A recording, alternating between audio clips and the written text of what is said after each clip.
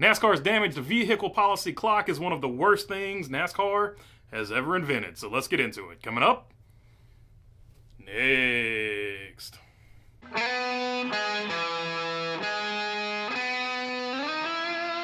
What's going on, everybody? Hope you're doing good today. All right, NASCAR's damaged vehicle policy clock reared its ugly head again. It is such an unnecessary and just dumb rule. But let's hear what Layne Riggs, the most recent victim, had to say about it. DVP clock is just something new for you too. Is it weird? Are you like, are we done already? Like, is that? You just kind of talk about that dynamic. I just thought it was really quick. Like, I feel like we had 2 trips to pit road and we didn't even get really a full lap up to speed to even get off the clock yet. So I personally, from what I just felt, I've never experienced that before. I thought that it was too short. I think it would need to be at least doubled.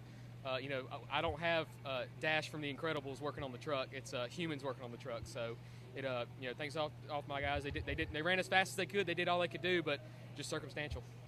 So you can see there, he says he doesn't have Dash working on his car. Dash, of course, from The Incredibles, a superhero with superhuman speed. So he only has mere mortals working on his car, and he's saying that 7 minutes isn't enough. It needs to be doubled. Of course, when the policy first came into play in 2017, it was 5 minutes. It was increased in 2022 to 6 minutes, and now it is 7 minutes from 2023 and beyond. And for the playoffs, it is 10 minutes. So Layne Riggs saying you need at least 14 minutes, I guess 20 minutes in the playoffs if you would double it there. But I'm going to go one step further and say they shouldn't have a clock on it at all.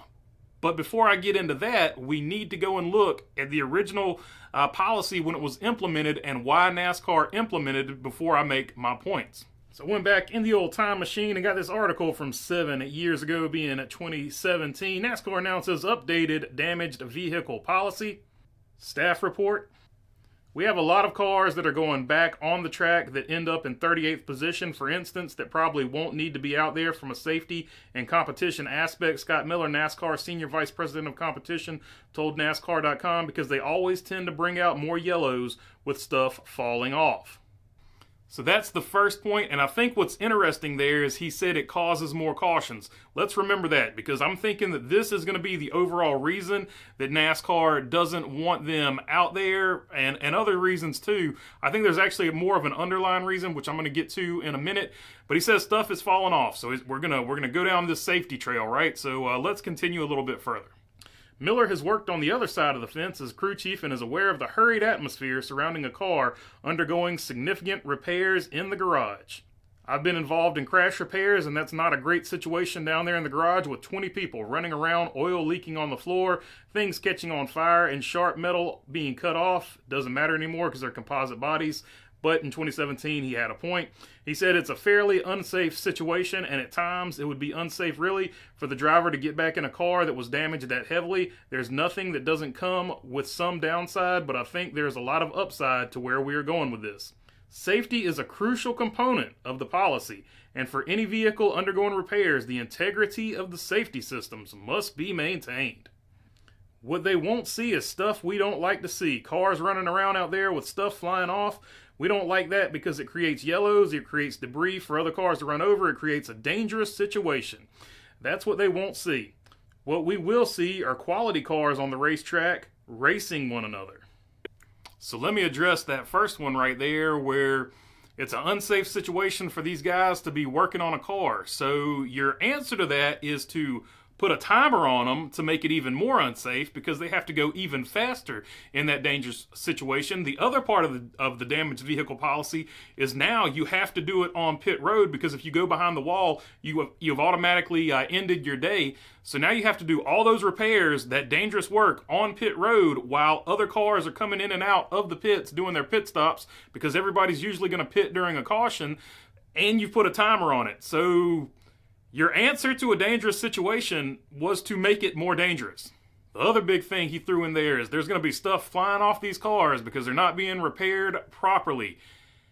Okay, so am I going to repair a car more properly if I have 20 or 30 minutes to repair it, or several laps? Or am I going to repair the car more properly if I only have 7 minutes? Which situation is going to cause more parts to fall off of that car? the 7 minutes. Like, so obviously, so once again, this doesn't make any sense, and I think there's a reason for that, which goes back to that very first quote. He doesn't want a lot of cautions, and he doesn't want uncompetitive cars out there on the racetrack going for 38th or whatever he said. First off, let's start with the cautions, because I think that's a dumb one too, because if you don't want more cautions, why do we have cautions for stage breaks? So arguing that you don't want any more cautions, but you introduce at least two extra cautions into each and every single race from that era on with the stages is sort of a poor argument. Here's where I think they actually have the best argument, and it's the only argument that they actually needed. They don't want uncompetitive race cars out there on the racetrack, because we've seen in the past uncompetitive race cars get in the way of the leader and cost the leader the lead, and in some cases cost the leader the race win in certain situations, or at least certainly didn't help the race leader maintain his lead or whatever. They don't want a guy who's not part of the race ruining the race for the leader. And also the retaliatory aspect of it. You don't want the guy patching his car back up just to go out there and wreck the other driver, a la, what was it, Matt Kenseth and Joey Logano there at Martinsville. That'd be a good example of that, I would say. So that would be your best argument for the damaged vehicle policy clock, except you don't need to put a clock on it, because like I said, it makes it less safe, because you've already got things in place that you could use as rules. And if you just enforced them more strictly, you wouldn't need a damaged vehicle policy clock. For instance, minimum speed. It doesn't matter whether the car was in a wreck or not. You basically want to get rid of these uncompetitive cars. If you get really tight on your minimum speed and you just don't want an uncompetitive car out there, just enforce the minimum speed rule that you already have in place and get those uncompetitive cars off the track.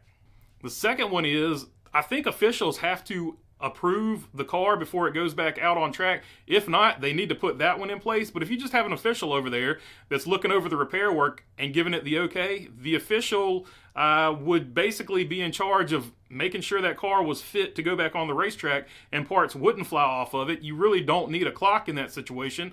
Just let the teams work at their own pace, which is more safe in my opinion. And, just have the official there approve the car as to whether or not it can go back on the track. And finally, the obvious question, why do I care so much about this?